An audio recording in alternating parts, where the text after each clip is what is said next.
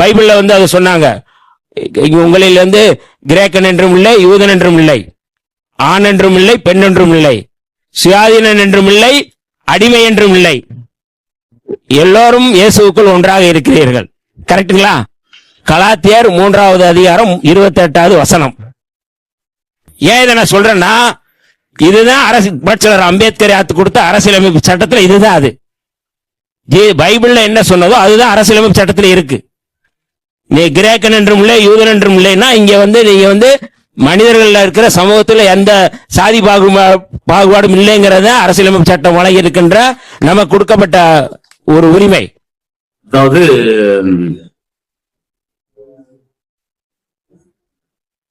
இது வந்து சொல்லப்பட்டவுடைய காரணம் வந்து எல்லோரும் யாரா இருந்தாலும் கிறிஸ்துவ தொழுது கொள்ளலாம். அதான் கிரேக்கர் என்றும் இல்லை, அதான் தொழுது கொள்வதற்காக தான் சொல்றாரு. இப்ப உங்களுக்கு விளக்கமா சொல்லணும்னா, யூதர் என்றும் இல்லை, கிரேக்கர் என்றும் இல்லை, எதுக்காக சொல்றாரு நம்ம இதை பார்க்கலாம். யூதர் என்றும் இல்லை, கிரேக்கர் என்றும் இல்லைன்னு எதுக்கு சொல்றாருன்னா, யூதர்னா யாரு? இயேசு பிறந்த கோத்திரத்தார், அதாவது 12 கோத்திரத்தில் ஒரு கோத்திரத்தை சேர்ந்தவர், யூதா கோத்திரத்தை சேர்ந்தவர். இப்போ கிரேக்கர்னா யாரு? கிரேக்கர்னா வந்து கிரீஸ் நாட்டு மக்கள், அவங்க வந்து புறஜாதிகள். அதாவது இஸ்ரேல் மக்கள் இல்லாதவர்கள் புறஜாதிகள் சொல்லுவாங்க. அப்ப புறஜாதிகளுக்கு வந்து சுவிசேஷத்தை சொல்லக்கூடாதுன்னு சொல்லி யூதர்கள் அவங்களுக்கு பிரச்சனை பண்ணுவாங்க. யூதர்கள் பிரச்சனை பண்ணுவாங்க. ஏன் அப்படின்னா, அவங்க வந்து விருத்தசேதனம் பண்ணல. புறஜாதிகள் யாரும் விருத்தசேதனம் பண்ணல. அப்போ அவங்க வந்து புறஜாதிகளா இருக்கிறாங்க, விருத்தசேதனம் பண்ணாம இருக்கிறதுனால அவங்க வீட்டுல போய் சாப்பிடக்கூடாது, அவங்க கூட சேரக்கூடாது, அவங்களுக்கு சுவிசேஷத்தை சொல்லக்கூடாதுன்னு சொல்லி யூதர்கள் இவங்களுக்கு கட்டுப்பாடு வச்சாங்க. இவங்க சர்ச், இவங்களுடைய தேவாலயத்துல, யூதர்கள் தேவாலயத்துல கிரேக்கர்களுக்கு பர்மிஷன் கிடையாது. அதை மீறி இவங்க கூப்பிட்டு வந்து இவங்களுக்கு ஒன்னாக்குறதுக்காண்டி ஒரு ரொம்ப அப்போஸ்தலர் ரொம்ப ட்ரை பண்றாரு.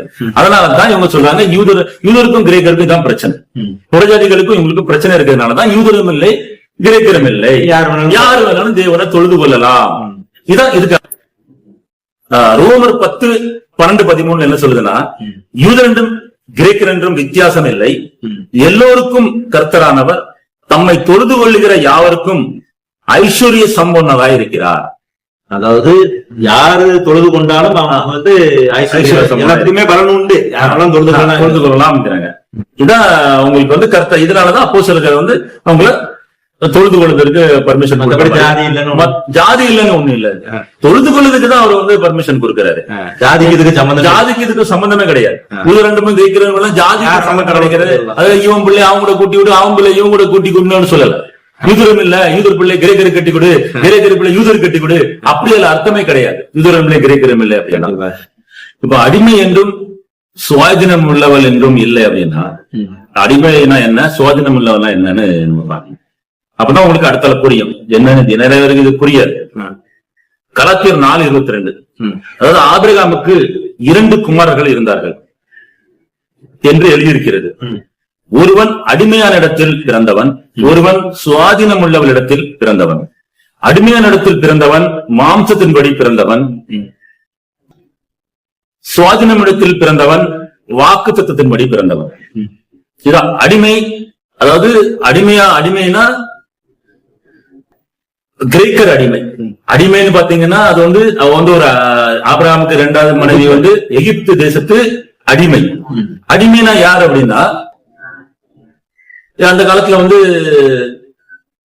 ஆடு மாடுகளை விலைக்கு வாங்குறது போல ஒரு இன மக்களை விலைக்கு வாங்கிட்டு வருவாங்க. வாங்கிட்டு வந்து வீட்டுல வேலை செய்ய சொல்லுவாங்க. வேலை செய்யணும், வேலை செஞ்சதுக்கு சாப்பாடு கொடுப்பாங்க, சம்பளம் கொடுக்க மாட்டாங்க, கொத்தடிமை வச்சிருப்பாங்க. இப்போ கொத்தடிமை இப்பவும் சில இடத்துல வச்சிருந்தாங்க. அரசாங்கம் எவ்வளவு பாடுபட்டு அவங்கள காப்பாத்தி கொண்டு வருவாங்க. அப்ப காப்பாத்துறதுக்கு யாருமே இல்ல, அரசாங்கம் ஒண்ணுமே இதுக்கு ஸ்டெப் எடுக்காது. அப்போ அடிமைகள், அதான் அவங்க வந்து ஆண்டு காலம் வரைக்கும் பிள்ளைகள் அடிமையாவே இருப்பாங்க. இது அடிமைகள். இப்போ சுவாதீனம் உள்ளவர்கள் அங்கீகரிக்கப்பட்டவர், அதாவது அவங்களுடைய கோத்திரத்துல திருமணம் செஞ்சவங்க, அவங்க அப்படியே பாரம்பரியமா வாரவங்க வந்து சுவாதீனம் உள்ளவங்க. அவங்களுக்கு வரலாறுகள்லாம் உண்டு, இவங்களுக்கு வரலாறு கிடையாது.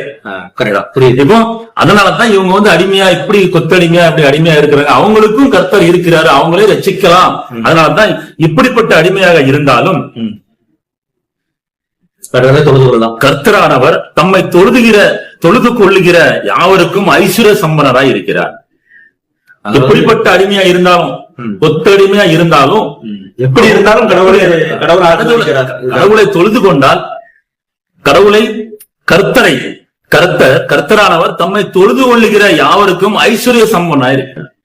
எந்த அடிமை இருந்தாலும் பரவாயில்ல, சுவாதீன முறை இருந்தாலும் பரவாயில்ல. இதுல ஜாதியில என்ன இருக்கு? ஆனன்றும் இல்லை, கிறிஸ்து இயேசுக்குள் ஒன்றா இருக்குதுன்னு சொல்றாரு. ஆமா, அப்ப அது கிறிஸ்து இயேசுக்குள் ஒன்றா இருந்தா அப்ப ஒருத்தன் இவன் பிள்ளை அவனுக்கு கூட்டி விடும், அவன் பிள்ளை இவனுக்கு கூட்டி விடணும் இல்லையா? ஜாதி இல்ல, ஜாதி இல்ல அப்படின்னு இல்லையா? கிறிஸ்து இயேசுக்குள் ஒன்றா இருக்கிறீர்கள் சொல்லுது. ஆமா, அப்ப ஜாதி இல்லன்னு எங்க இருக்குதுல்ல? ஜாதி இல்லன்னு இல்ல, ஆனன்றும் இல்லை பெண்ணும் இல்லைன்னா கர்த்தரை தொழுது கொள்ளலாம். அல்ல, கர்த்தரை தொழுது, அதாவது கர்த்தரை தொழுது கொள்வதற்காக தான் அவர் சொல்றாரு. அந்த காலத்துல ஆண்களுக்கு தொழுது கொள்வதற்கு பர்மிஷன் இருக்கு. பெண்களுக்கு ரொம்ப அடிமையா இருந்தாங்க, அடிமைத்தனத்துல தான் இருந்தாங்க. ஆலயத்துக்கு வர முடியாது, ஒரு பிரசங்கம் பண்ண முடியாது, ஊழியம் செய்ய முடியாது.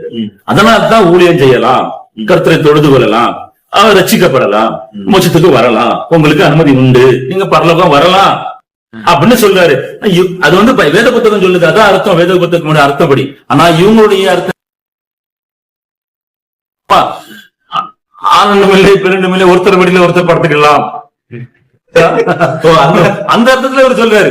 யார் வேணாலும் ஆனந்தம் இல்லை, பெருண்டும் இல்லை, எல்லாரும் ஒண்ணுதான். ஆண்கள் சேரி உடுத்துட்டு போலாம், பெண்கள் அங்கி போட்டு போலாம். அப்படி இல்ல ராஜா, அப்படி இல்ல. என்ன பைபிள ஒழுங்கா படிச்சு அதுக்குள்ள அர்த்தத்தை சொல்லு, நீ உன் இஷ்டத்துக்கு பேசாத. ஆணாக இருந்தாலும் பெண்ணாக இருந்தாலும் கர்த்தரை தொழுது கொள்வதற்குதான் உரிமை கொடுத்திருக்கிறாங்களே தவிர இந்த டான்ஸ் ஆடுறதுக்கு, பாட்டு படிக்கிறதுக்கு இல்ல ராஜா. ஆபிரகாமில் இருந்துதான் கோத்திரங்கள் உருவாகி இருக்குது. ஆபிரகாமில் தான் 12 கோத்திரங்கள் உருவாயிருக்குது, ஜாதி உருவாகி இருக்குது. ஆதியாகமம் 17:6 தெளிவா சொல்லுது, உன்னை மிகவும் அதிகமாய் பழுக பண்ணி உன்னில் ஜாதிகளை உண்டாக்குவேன், உன்னிடத்திலிருந்து ராஜாக்கள் தோன்றுவார்கள். ஆனா கேன பயலுகளா, அந்த போலி மதவாதர்கள், கேன பயலுகளா, இதை வச்சு நீங்க எப்படா ஜாதி இல்லைன்னு சொல்றீங்க? ஆபிரகாம் சந்ததினே சொன்னா உன்ன ஜாதி இல்லைன்னு அர்த்தமா? ஜாதி தான் இருக்குதடா. ஆபிரகாம் ஜாதி இருக்குதுன்னா தன் மகனுக்கு கானானியர் இடத்துல பெண் கொள்ளாமல் தன் இனத்துல போய் பெண் எடுக்க சொல்றாரு. ஜாதி இல்லைன்னா கான இடத்துல பெண் எடுக்க சொல்லி இருப்பாரு. அது இருக்குது, கோத்திர இடத்துல இருக்கிறதுனாலதான் அவர் சொல்றாரு தன் இனத்துல போய் பெண் எடுக்க சொல்றாரு.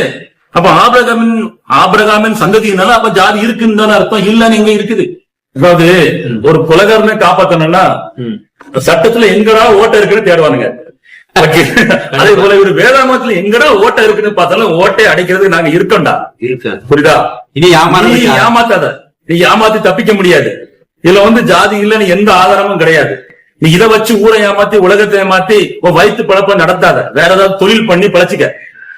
அதாவது 1 கொரிந்தியர் 12:13, நாம் யூதராயினும் கிரேக்கராயினும் அடிமைகளாயினும் சுயாதீனராயினும் எல்லோரும் ஒரே ஆவியினாலே ஒரே சரீரத்திற்குள்ளாக ஞானஸ்நானம் பண்ணப்பட்டு எல்லோரும் ஒரே ஆவிக்குள்ளாகவே தாழ்ந்திருக்கப்பட்டோம். இந்த முட்டா பசகம் எல்லாரும் சொல்லிட்டு இருக்காங்க இதை வச்சுக்கிட்டு. அதாவது இது எதுக்கு? ஆவிக்குரிய வாழ்க்கை வாழ்கிறவர்களுக்காக சொல்லப்பட்டது. ஆவிக்குரிய வாழ்க்கை வாழ்கிறவங்களுக்கு அவங்களுக்கு எப்படி இருக்கணும், அவங்களுக்கு வரங்களை பற்றி, ஆவிக்குரிய வாழ்க்கை வாழ்கிறவங்களுக்கு கொடுக்கிற வரங்களை பற்றி சொல்லப்பட்டது. அதாவது 1 கொரிந்தியர் 12:1-20 முடிய படிச்சா அவனுக்கு தெளிவா இதுக்குள்ள அர்த்தம் புரியும். ஆனா இது யாரும் அவர் இதை தெளிவா சொல்லவே மாட்டாரு. வெறும் இந்த வசனத்தை மாத்திரம் சொல்லிட்டு இதுல ஜாதி இல்ல அப்படின்னு சொல்லி ஊரை ஏமாத்திட்டு. அதாவது ஒரே சரீரம்ங்கிறாரு. ஒரே சரீரத்துக்குள்ளாக ஆவினாலே ஒரே சரீரத்துக்குள்ள ஞானஸ்நானம் பண்ணப்பட்டு ஒரே சரீரத்துக்குள்ளாக இருக்கிறோம். அதனாலதான் நாங்க எல்லாம் ஒரே சரீரம், நாங்கெல்லாம் ஒரே சரீரம். இப்ப ஒரே சரீரம் மேற்கொண்டு படிச்சால 12ஆம் அதிகாரத்துல 12ஆம் வசனத்தை தெளிவா எழுதிருக்கு. எப்படி எனில் சரீரம் ஒன்று, அதற்கு அவயங்கள் அநேகம். ஒரே சரீரம் தான், இல்லைன்னு சொல்லல, ஒரே சரீரம் தான். ஆனா அதுக்கு அவயங்கள் அநேகம். ஒரே சரீரத்தின் அவயங்கள் எல்லாம் அநேகமாயிருந்தும் சரீரம் ஒன்றா இருக்கிறது. அந்த பிரகாரமாக கிறிஸ்துவும் இருக்கிறார். சரீரம் ஒன்றுதான், ஆனா அவயங்கள் அநேகம். நாம் யூதராயினும் கிரேக்கராயினும் அடிமையாயினும் சுயாதீனராயினும் எல்லோரும் ஒரே ஆவியினாலே ஒரே சரீரத்திற்குள்ளாக ஞானஸ்நானம் பண்ணப்பட்டு எல்லோரும் ஒரே ஆவிக்குள்ளாகவே தாழ்ந்திருக்கப்பட்டோம். ஒரே சரீரத்திற்குள்ளாக தெளிவா எழுதியிருக்கு இதுல. ஆனா ஒரே சரீரம்னா அதுக்கு அர்த்தம் அவயங்கள் அநேகம் எழுதியிருக்கு. அவயங்கள் எது? அவயங்கள்லாம் எதை சொல்லுறாரு? ஒரே சரீரம்னா எதை அதாவது அதாவது நாம் யூதராயினும் இதெல்லாம் அவயங்கள்னு சொல்றாரு. யூதரு, கிரேக்கரு, அடிமைகளா இருந்தாலும் எல்லாரும் ஒரே அவயங்கள், ஒரே சரீரத்தில் அவயங்கள். யூதராயினும் கிரேக்கராயினும்னா எல்லாம் யூதர் கிரேக்கரு அடிமை யாரா இருந்தாலும் சரீரத்தின் அவயங்களாக இருக்கிறார்கள் அப்படின்னா அர்த்தம். அவயங்கள்லாம் என்னது நம்மளுக்கு? அவயங்கள்லாம் கண்ணு, ஒரு சரீரத்தின் அவயங்கள் கண்ணு, காது, மூக்கு, கை, காது, இதான் அவயங்கள். அப்போ யூதராயினும் கிரேக்கரும் அடிமையாயும் சுவாதீனராயினும் ஆணாகனும் பின்ன எல்லாரும் ஒரு சரீரத்துல அவயங்களா இருக்கிறாங்க. இப்ப என்ன சொல்லுதுன்னா அவயங்களுடைய வேலை என்ன? கண் வந்து பார்க்கக்கூடிய வேலை. அப்போ அதை மேல் கொண்டு என்ன சொல்றாருன்னா கண்ணா இருக்கணும். அவயங்கள் எந்தெந்த அவயங்களோ அந்த அவயங்கள் கண்ணு வந்து கண்ணா இருக்கணும், காது காதா இருக்கணும், கால் வந்து காலா இருக்கணும், காலு வந்து கையாக ஆசைப்படக்கூடாதுங்கிற. காது வந்து நான் கையா இருக்கணும் ஆசைப்பட்டா அது முடியாது. ஒரே சரீரம் தான் இருந்தாலும் ஆணா இருந்தாலும் ஆனாதான் இருக்கு. ஆணா இருந்தா ஆணாயிரு, பெண்ணா இருந்தா பெண்ணாயிரு, ஒரே சரீரத்துல அவயங்களாக இரு. ஆனா ஜாதி இல்லைன்னு இல்ல, அவயங்களா இரு, அதான் அர்த்தம். ஒரே சரீரம் தான் ஆனா அவயங்களா இரு. கையை வந்து நீ காலாக ஆசைப்படக்கூடாது, காலு கையாக ஆசைப்படக்கூடாது. நான் காது வந்து நான் கண்ணா இருக்கணும், நான் கண்ணா ஆசைப்படுறேன் அப்படின்னா முடியாது ராஜா. அது காது காதாக தான் இருக்கணும், கண்ணு கண்ணாதான் இருக்கணும், காலு காலாதான் இருக்கணும், அது கையாக தான் இருக்கணும், மூக்கு மூக்காக இருக்கணும்டா.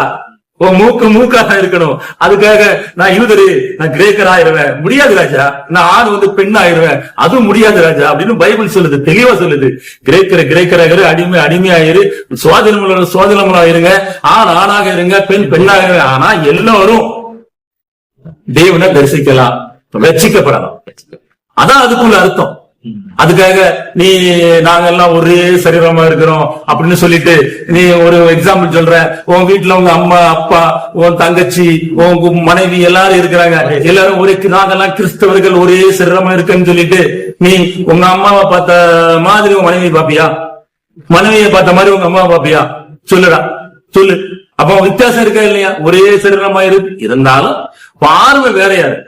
சரி, நாங்கெல்லாம் ஒரே கிறிஸ்தவர்கள்லாம் ஒரே சரீரம், உன்னுடைய ஆலயத்துக்கு வருகிற ஆலயத்துல பாத்ரூம் வச்சிருக்கிற, ஆண்களுக்கு தனி பெண்களுக்கு தனி. இல்ல நாங்க கிறிஸ்தவர்கள் ஒரே சரீரமா இருக்குன்னு சொல்லி எல்லாத்தையும் ஒரே பாத்ரூம்ல அனுப்பிடுறியா? வித்தியாசம் இருக்குல்ல. அதான் ஒரே சரீரம், அவயங்கள் வேற. தெளிவா இருக்கு. அது போல படிச்சு எது நல்லதோ அதை போதி. இதெல்லாம் தேவையில்லாத தப்பான வார்த்தைகளை போதிச்சு இதுல ஜாதி இல்ல அப்படின்னு மக்களை ஏமாத்தாது. தான் என்னுடைய அறிவுரை.